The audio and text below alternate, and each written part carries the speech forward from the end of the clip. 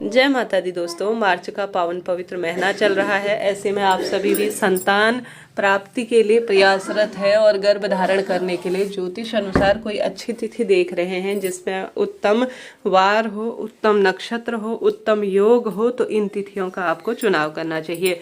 कृष्ण पक्ष और शुक्ल पक्ष दोनों की तिथियां इस वीडियो में आपको बतलाई जाएंगी, तो ध्यान से सुनिएगा जी, अंत तक बने रहिएगा।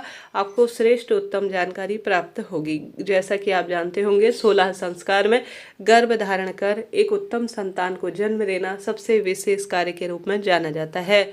ऐसे में आप सभी किसी अच्छे दिन बार, अच्छी जानकारी के तहत अच्छे समय में कोई कार्य करते हैं तो उसका परिणाम तो सुंदर स्वरूप में श्रेष्ठ होना ही है। तो देर न करते हुए आरंभ करते हैं।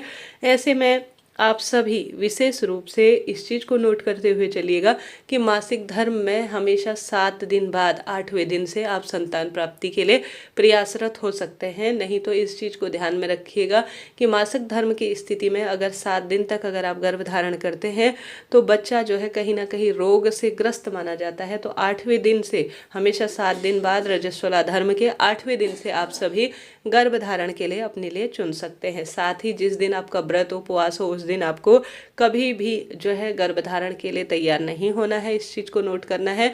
अमावस्या तिथि, चतुर्थी, चतुर्दशी और नवमी यह रिक्त तिथियां मानी जाती हैं। जिस दिन आपके घर पर पितरों का श्राद्ध हो या पूजा कर्म की विशेष तिथियां हो, उन दिनों में भी आपको गर्भ धारण नहीं करना है। तो ध्यान से इन चीज़ों को नोट करते हुए चलिएगा। इनका प्रभाव आपको लग रहा होगा अभी तो ऐसे ही है, परंतु जब संतान बाद में जन्म लेती है, शारीरिक मानसिक रूप से कहीं ना कहीं नवग्रहों की दशा के अनुसार सुदृढ़ नहीं होती है, तो मन में ग्लानि सी रही जाती है। तो आरंभ करते हैं। यहाँ पर एक बात आपको बताना चाहूँगी कि अगर आप सभी अपने लिए पति पत्नी साथ में कुंडली का विश्लेषण कराकर और कुंडली अनुसार अगर गर्भ धारण की तिथि निकलवाते हैं तो यह सबसे श्रेष्ठ और बहुत उत्तम माना जाता है। यह अपने आप में बहुत उत्तम होता है।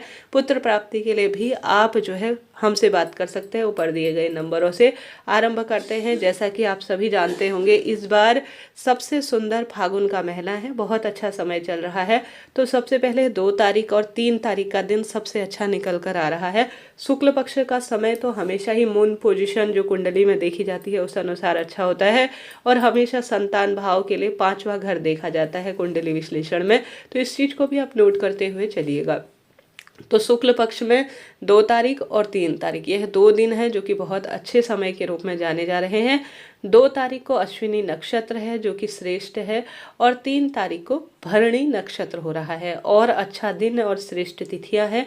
तो आप इन तिथियों का चुनाव कर सकते हैं। बार भी बहुत ही अच्छा है। 2 तारीख की बात करें समय के हिसाब से तो रात्रि 10:30 या 35 मिनट से लेकर 2 बजे तक का समय 2 तारीख को बहुत अच्छा शुभ और श्रेष्ठ हो रहा है। 3 तारीख की बात करें तो इस दिन अपने आप में बहुत श्रेष्ठ और शुभ दिन है। तो ऐसे में रात्रि 9 बजे से लेकर करीब 9:20 से लेकर 3 बजे के आसपास तक आप चुनाव कर सकते हैं। इस चीज़ को भी आप ध्यान में रखिएगा। इसके बाद बारी कर लेते हैं अगले मुहूर्त की। तो 6 तारीख का दिन भी अच्छा हो रहा है। मृगशिरा नक्षत्र है, प्रीति योग का इस दिन है। तो 6 तारीख को आप अपने गर्भ धारण के लिए चुन सकते हैं। अच्छा समय है। स्क्रीन पर सभी तिथियाँ समय के अनुसार मैंने दी हुई है, आपके लिए श्रेष्ठ जानकारी के रूप में होंगी। अगर जानकारी उचित रहती है तो वीडियो को लाइक करें, शेयर करें, सब्सक्राइब करें, कमेंट्स में हर हर महादेव लिखना ना भूलें। 6 तारीख को मृगशिरा नक्षत्र है, प्रीति योग है। 10:30 से 3 बजे के आसपास का समय रात्रि को बहुत अच्छा है, बहुत श्रेष्ठ है। तो इस तिथि में आप चुनाव कर सकते हैं। बात कर लेते हैं 9 तारीख की। 9 तारीख को पुष्य नक्षत्र का श्रेष्ठ समय चल रहा है। तो पुष्य नक्षत्र को 9 तारीख आप शुभ माने। पुष्य नक्षत्र वैसे भी हर स्वरूप में सुख और संपदा देने वाले नक्षत्रों में से एक है। तो 9 तारीख को पुष्य नक्षत्र है और समय अगर आप चुनाव करते हैं तो 11 बजे से लेकर 2 बजे तक का ही चुनाव करें। बहुत शुभ और श्रेष्ठ आपको इससे परिणाम मिलेंगे। बात कर लेते हैं 12 तारीख की। तो 12 तारीख को पुत्र योग में भी यह दिन अच्छा है। इस दिन पुत्र योग, पुत्र प्राप्ति के लिए भी प्रयासरत किया जा सकता है, कोशिश की जा सकती है। 12 तारीख का दिन भी पूर्वा फाल्गुनी नक्षत्र के स्वरूप में श्रेष्ठ समय है और रात्रि का जो गर्भधारण का समय है वह तो अपने आप में श्रेष्ठ है ही। 9 बजे से लेकर 12 बजे तक गर्भधारण के लिए आप चुन सकते हैं। तो आप सभी फाल्गुनी नक्षत्र 12 तारीख को सबसे श्रेष्ठ और सुंदर स्वरूप में चुन सकते हैं। इसके बाद जो दिन निकल कर आ रहा है वह 30 तारीख का है। 30 तारीख को अश्विनी नक्षत्र है, बहुत श्रेष्ठ माना जाता है इसे भी गर्भधारण के लिए। और इस जो रात्रि का समय होगा गर्भधारण का वह 9 बजे से लेकर 3 बजे के आसपास में रहेगा। यह बात हो गई शुक्ल पक्ष के दिनों की। बात कर लेते हैं कृष्ण पक्ष के दिनों की। तो अगर कृष्ण पक्ष में आप करना चाहते हैं तो आप सभी 16 तारीख को 16 मार्च को दिन चुने। चित्रा नक्षत्र है, 9:30 से 1:30 के आसपास रात्रि के समय को आप चुन सकते हैं। बहुत अच्छा इसे जाना जाएगा। इसके बाद बात कर लेते हैं 19 तारीख की। अनुराधा नक्षत्र है, बहुत अच्छा समय है। अनुराधा नक्षत्र श्रेष्ठ माना जाता है गर्भ की स्थिरता के लिए।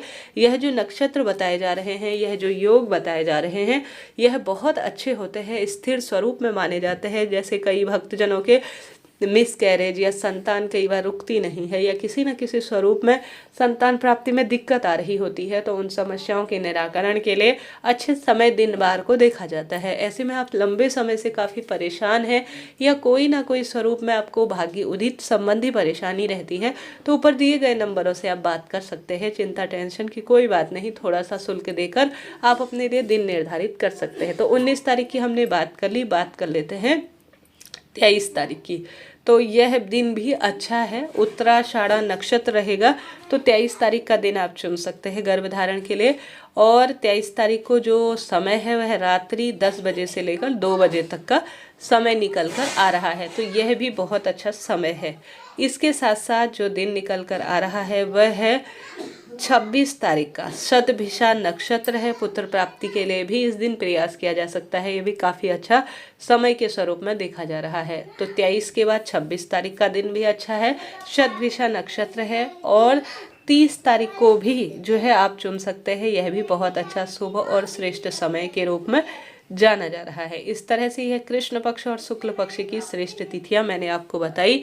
इन तिथियों में आप जो है अपने, जैसा मैंने शुरू में विदित कराया, 7 दिन के बाद अच्छा समय देखकर अच्छे स्वरूप में आप पुत्र प्राप्ति के लिए करना चाहते हैं तो उस अनुसार आप जो है कर सकते हैं। नहीं तो साधारण सरल तरीके से संतान, देखिए भगवान द्वारा प्रदत्त एक अमूल्य धरोहर है, वह किसी भी रूप में भगवान हमें देते हैं तो वह सुख और श्रेष्ठता के रूप में हमें स्वीकार करनी है। बस इस बात का आपको मन तन में विश्वास होना चाहिए कि संतान भले ही कोई भी हो परंतु वह स्वस्थ हो और हमें सुख देने वाली हो। बस यही पर्याप्त होना चाहिए, जीवन का यही उद्देश्य होना चाहिए। शास्त्रों में कहा जाता है संतान होनी आवश्यक है, भले ही वह लड़का हो या लड़की हो।